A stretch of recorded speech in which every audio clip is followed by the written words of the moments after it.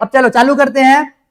तो एक एक चीजों को अच्छे से एक साथ साइमल्टेनियसली मैं बोलते जा रहा हूं, तुम लोग उसको सुनते और इमेजिन करते हुए चलो। क्लियर? चलो भाई, तो सबसे पहले हार्मोनल देख लो, हार्मोनल सिस्टम देख लो। सबसे पहले क्या आएगा? जीएनआरएच आएगा, जीएनआरएच आएगा तो एफएसएच आएगा, एफएसएच आएगा तो एस्ट्रोजन, एस्ट्रोजन आएगा तो एलएच, एलएच आएगा तो फिर ओव्यूलेशन, ओव्यूलेशन हुआ तो कॉर्पस लुटियम, कॉर्पस लुटियम तो प्रोजेस्टेरॉन, और प्रोजेस्टेरॉन के साथ साथ एस्ट्रोजन भी। क्लियर? प्रोजेस्टेरॉन के साथ साथ एस्ट्रोजन भी आ गया, इतना समझ में? बस ये हो गया तुम्हारा उसका फेज। अब हम लोग चालू करते हैं पहले दिन के साइकिल से। सबसे पहले आएगा एफएसएच, जीएनआरएच जैसे ही आएगा सबसे पहले क्या आ जाएगा? एफएसएच। जब एफएसएच आता है इस टाइम पे यूटेरस में एस्ट्रोजन प्रोजेस्टेरॉन लो लेवल पे होते हैं। इस टाइम पे वहां का क्या हो रहा होगा? शेडिंग हो रहा होगा, एंडोमेट्रियम का शेडिंग हो रहा होगा, मेंसेस चल रहे होंगे, पहले के 5 दिन के मेंसेस, पहले 5 दिन के फेज चल रहे होंगे, इसमें ब्लीडिंग हो रहा होगा।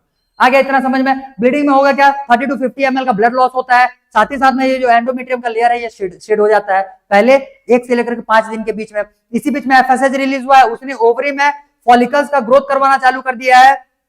फॉलिकल्स जैसे ग्रोथ करते जाएंगे, फॉलिकल्स क्या रिलीज करेंगे? एस्ट्रोजन। तो पहले जब यहाँ पे एस्ट्रोजन कम हुआ था, अब उसे एस्ट्रोजन का मेंटेनेंस होगा। जब एस्ट्रोजन यहाँ पे आ जाएगा तो भाई वो एंडोमेट्रियम का ग्रोथ करवाएगा, एंडोमेट्रियम का ग्रोथ करवाएगा, एंडोमेट्रियम ग्रोथ होते जाएगा। इस फेज को हम लोग बोलते हैं प्रोलिफरेटिव फेज। तो प्रोलिफरेटिव फेज में एंडोमेट्रियम क्या होते जाएगा? ग्रोथ करते जाएगा। ये ग्रोथ करते गया 13 डेज। क्लियर? ये हो गया भाई प्रोलिफरेटिव फेज। इसके साथ साथ जो एस्ट्रोजन आया हुआ था, एस्ट्रोजन अब सर्ज पे जाएगा, मतलब पिक पे जाएगा। कब? 13वें दिन, मतलब 13 से 14वें दिन में। ठीक है, पहले ये पिक पे जाएगा, ये जैसे ही पिक पे जाएगा ये एलएच को बुलाएगा, एलएच ज्यादा अमाउंट पे आएगा तो एलएच सर्ज पे चला जाएगा। एलएच सर्ज होता है मतलब एलएच जो है ये हाई अमाउंट में प्रेजेंट है।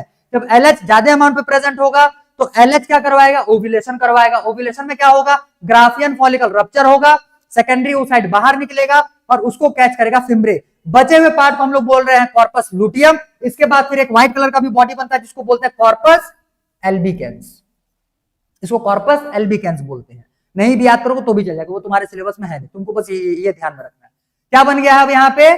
Corpus luteum. कॉर्पस लुटियम जैसे ही बनेगा भाई ये वापस से एस्ट्रोजन सीक्रेट करेगा और साथ ही साथ में प्रोजेस्टेरॉन। ज्यादा अमाउंट पे प्रोजेस्टेरॉन होता है, कम अमाउंट पे एस्ट्रोजन होता है। जैसे ही प्रोजेस्टेरॉन आएगा, प्रोजेस्टेरॉन इनका मेंटेनेंस चालू करेगा, लेकिन प्रोजेस्टेरॉन साथ ही साथ में एलएच और एफएसएच को बंद करवा देगा, जिसकी वजह से उनका सिक्रेशन फिर बंद हो जाएगा। और उनका सिक्रेशन बंद होने के बाद फॉलिकुलर का स्टिमुलेशन बंद हो जाएगा, इनका ग्रोथ बंद हो जाएगा, जिसकी वजह से एस्ट्रोजन फिर लो, एस्ट्रोजन फिर लो, एस्ट्रोजन फिर लो।